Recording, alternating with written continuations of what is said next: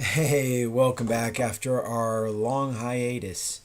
This is Jody Ritz with Cleveland Knights, and this is the gaming to cover the gaming that has barely been done, but since July 25th, and uh, over the weeks of the 14th, the 1st and the 14th. Um, well, tomorrow will be the 14th. For gaming and um, just yeah, most of the gaming was done back on July 25th, and other gaming has been sparsely done between then via emails or whatever. So here we go. Um, where we last left our heroes on Earth 210.24. It is still July 11th, and young Ray is at his house and he's trying to figure out with Jody, what are we gonna do? Shrine in my house and all this stuff. And Jody's like, I got an idea, and we'll use your nowhere place to do that. And actually, Young Ray's calling it Shimmer because it's kind of like when he goes to nowhere, the optical that he only sees is that everything there's like a brief flash, like all the dark spots turn white for just a second, causing it look like a shimmer. And oh, by the way, he's in Virginia Beach, and well, they all are. And Jody gets this plan to where they get a shuttle because when they're in the nowhere world, and also they use these some suits that they take some suits from in the nowhere zone because the shrine people have actually disappeared. They take these some suits, put them on, and when they have full some suits on, they can actually and these are some suits that the shrine were wearing, able to help them access the shuttles. Then on the shuttles, lets them access the Luna, so that they go to the asteroid, which is probably floating out here somewhere over the East Coast, and they fly, take a shuttle out there. Young Ray, and at the same time, older Ray, the one that has made the deal, is in Long Island, New York, and Deer Park, and he is a graduate and getting ready to go off to Empire State University. And older Ray meets him, taking Carol Danvers with him, and they interview him. And shortly, he takes Hank to nowhere and tells him about what his plans are, and then asks him to join the team, which of course he does. And he comes back and tells his mom, hey, I'm going to go ride off with these guys and go off to whatever adventure may be happening. At the same time, all these things are going on. Chris, Alex, and Joel are receiving their text from Ray, young Ray, who is, hey guys, I'm fighting Shrine, help. And Chris, first to respond, realizing that he wakes up and his hair's purple and his eyes are turn purple, and he realized it the night before, but didn't pay much attention to it, thinking maybe it'll go away or something. I don't know. But the next day he wakes up and he has these issues. He drives over to Ray's house on Purrington Court and realizes what's going on there, texting Joel and Alex, hey, come here, I need your help. Alex wakes up and realizes, I got blue hair, and that when he touches living things or even some non-living things, certain things happen. Alex has the rune power, which can draw symbols on things, causing powers to happen, different power. Maybe power over things, or powers to someone or something. And he uses this power to grant himself super speed to get and then eventually flight to get to Purrington Court.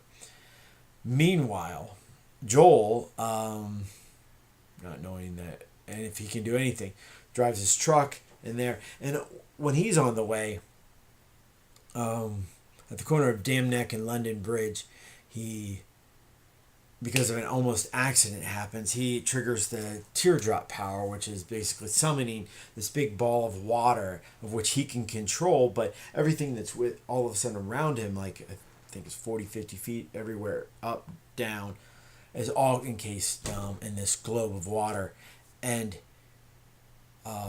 while in that, they're like, they can't breathe and stuff, cars start to float and everything takes upon this new properties of being underwater. And then he makes it go away and fortunately is able to start up his car and then proceed on and get back. He eventually gets over to Purrington Court, where he joins up with Chris. Chris, while there, figures out that he can fly and has some sort of super strength. So he actually throws one of the stunned shrines up from the first floor to the second floor. You know, he's like, the guy's like almost 7 foot tall or 7'2" tall, big guy. Throws him up there like, oh my god, I got super strength. Really no problem. Eventually, all three of them gather together and realize what's going on. These guys, what's going on with Ray, Jody, because they see my car there, and that's as far as we get before we go from there to playing Clefland, and we're still on the late of day 2, and this is mostly the aftermath of the tidal wave, and Duke Frank is gathering up the people that he took out to Marrakesh and Avalon, and is heading back to Avatalos. And at Avatalos, let's see, I'm trying to... I took a lot of stuff in notes, and this has been a couple weeks since we gamed, so, and I don't know if I covered last week or last episode, but this episode, I'm just going to go over it again. Xander asked the new Marquis Chloe if she would give up the throne to him, and she says certainly not. And Jonathan, Mara, Wazoo, and Rachel have already gone to Clefland. I did cover that. And while they're in Clefland,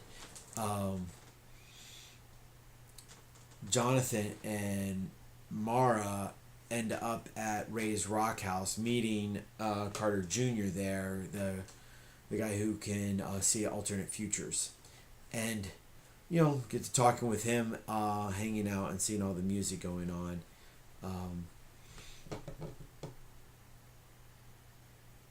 People have some fun. I believe that the Baron is in Ray's Rock House at the same time, wanting to talk to Stella. And let's see what else other stuff that might have been gamed. Oh, back in Avatalos, we did a lot of gaming of what the houses, the families of Prentice, Corso, Jones, Olympia, and Reese are doing while they're at Pine Castle. I do know that Floki is going around and picking up the other families from Nolar and Winterhop to bring them to Avatalos for the coronation the next day and the funeral of the last two marquis. So, and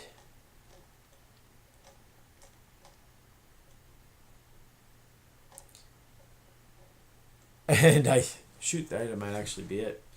Oh no. Back on Earth 210.24, as Jody and Young Ray, after they get up to Clefland, still in the nowhere world. I mean, as they're heading up to the asteroid, oh my gosh. As they're getting up to the asteroid, they talk about a plan of what they're going to do when they get there. And because they can get anywhere in the machine, the asteroid is responding to their communication, whatever they say, because there's no shrines left in nowhere. They're able to get up to the ops center, and they look on the floor in the ops center and the asteroid and see where each of the some suits lying on the floor, where there's some shrine in each of these spots. They, armed with shrine stun guns, when they come out of nowhere into the real world and see the shrine in those spots, they just start blasting them. And with the shrine not having much time to respond, mostly scientists, mind you, they are able to stun the whole ops group. And knowing, hey, there's 2 more people left, they go back into nowhere, and 2 more shrine left, and they find out that these last two shrine are making some sort of biological device to be able to fight off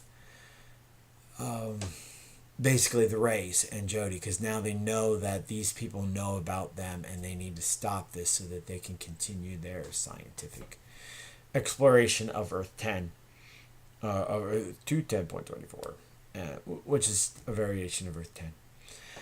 And that's where we leave these heroes off at. And sorry, I separated 2. I'll get better at this as we read into this. Got a couple more weeks and then I'll be out to sea. So, hey, if you like the content, hit like down below. Even follow. Got any suggestions or comments? Make them. And follow. See you next week. Sayonara.